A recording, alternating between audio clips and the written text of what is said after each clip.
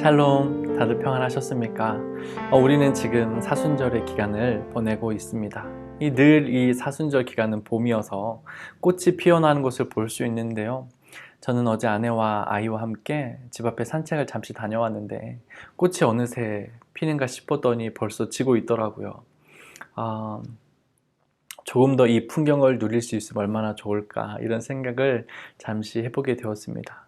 이 말씀 묵상을 듣고 있는 여러분들도 아마 과거에 저 꽃들처럼 아마 이쁘셨겠지요. 그 젊고 이뻤을 때가 분명히 있었을 텐데 얼마나 시간이 빨리 지나갔습니까? 그리고 어떤 분은 내가 과거에는 꽤나 괜찮은 사람이 아니었는데 나는 지금의 삶에 만족하고 지금의 삶에 나는 꽤나 괜찮은 사람인 것 같아 라고 생각하실 수도 있고요. 아직은 내가 성숙하지 못하고 꽤나 괜찮은 사람이 아닌데 내가 나중에는 꽤나 괜찮은 사람이 돼 있을 거야 라고 생각하시는 분도 있을 것입니다. 그게 과거이든 현재이든 미래이든 아마 여러분은 꽤나 괜찮은 사람이실 겁니다. 오늘 말씀 묵상에서 베드로는요, 예수님을 위해서 자기의 목숨을 버리겠다고 말합니다. 저는 베드로가 예수님을 따르면서 꽤나 괜찮은 사람이라고 생각합니다. 제자 중에 유일하게 예수님과 함께 바다 위를 걸었던 제자. 그리고 그는 모든 제자들 가운데 대표할 수 있는 그 수제자라는 명분도 가지고 있었습니다. 그리고 아마 베드로는 예수님께 책망도 많이 받았지만 또 많은 칭찬을 받은 사람이어서 제 생각에는 베드로는 꽤나 괜찮은 사람이라고 생각합니다. 제가 아는 목사님 중에 꽤 괜찮은 목사님이 계셔요. 20살에 처음으로 신학교에 입학을 하고 나서 수양회를 참석했는데 신학교 동기들과 함께 한 수양회였다고 합니다. 목사님이 말씀을 막 전하시면서 마지막에 회개하라, 회개하라, 회개하라 그 회개를 외치셨는데 함께 참여한 이 동기들이 그 말을 듣고 울고 또 어떤 사람은 통곡하고 하면서 정말 회개하는 모습들을 보게 되었다는 것입니다. 너무 오랜 시간 동안 기도의 시간이 길었는데요. 자신도 회개하려고 많이 애를 썼다고 해요. 자신이 생각하면 생각할수록 자신은 회개할 게 없었다 이런 이야기를 하시더라고요. 그래서 쥐어짠 게 어렸을 때 동생에게 보름달빵 뺏어 먹은 거.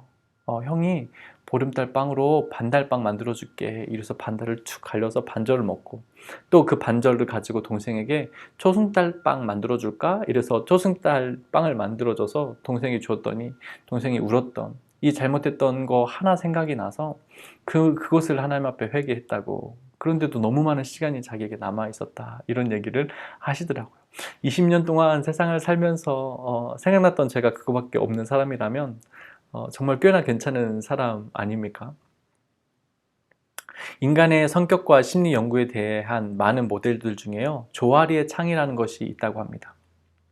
이 모델은 저마다 사람마다 그 네 가지의 창이 있다고 이야기하는데요. 첫 번째 창은요, 공개적인 영역이랍니다. 내가 나의 모습을 알고 있는 것처럼 남도 알고 있는 나의 모습이 있고요. 두 번째는 숨겨진 영역이라고 합니다. 나는 알고 있지만 다른 사람들이 모르는 나의 어떤 부분. 세 번째 창문이 있는데 이것은 맹목적인 것입니다. 다른 사람은 나에 대해서 알고 있는데 내가 나에 대해서 모르는 영역이 있다고 합니다.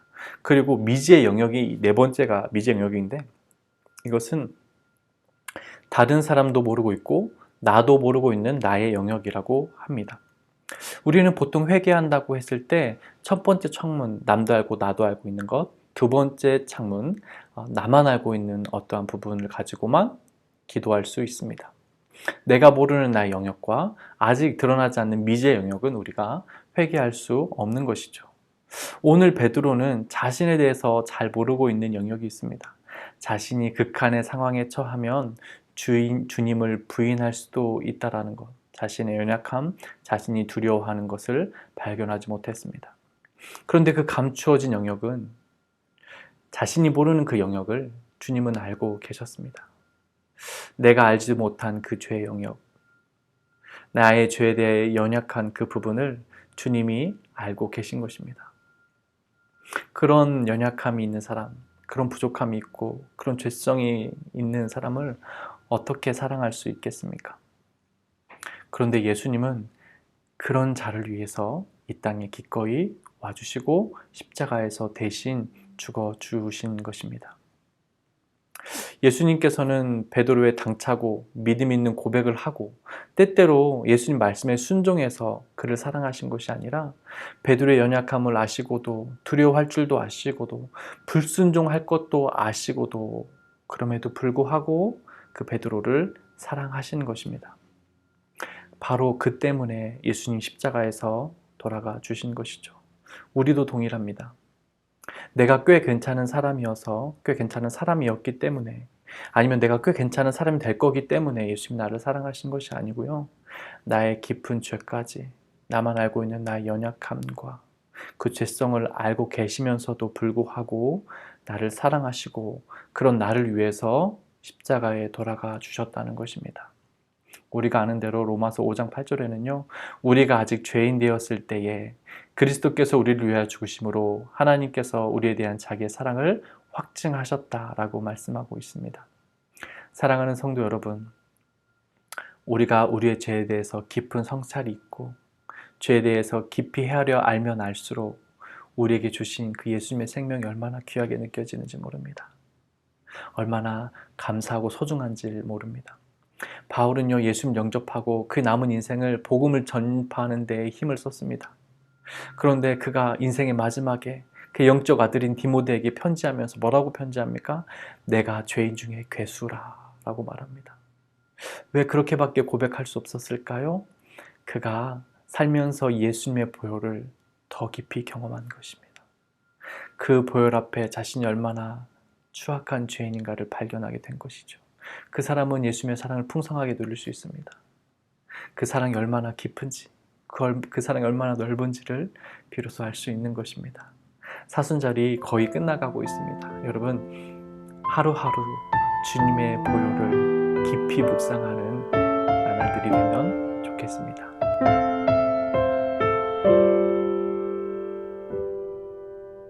하나님이 날 참 사랑하시네. 하나님이 날 참 사랑하시네. 하나님이 날 참 사랑하시네. 하나님이 날 참 사랑하시네. 세월에 묻혀 또 현실에 갇혀 잊고 살다가도 그냥 살다가도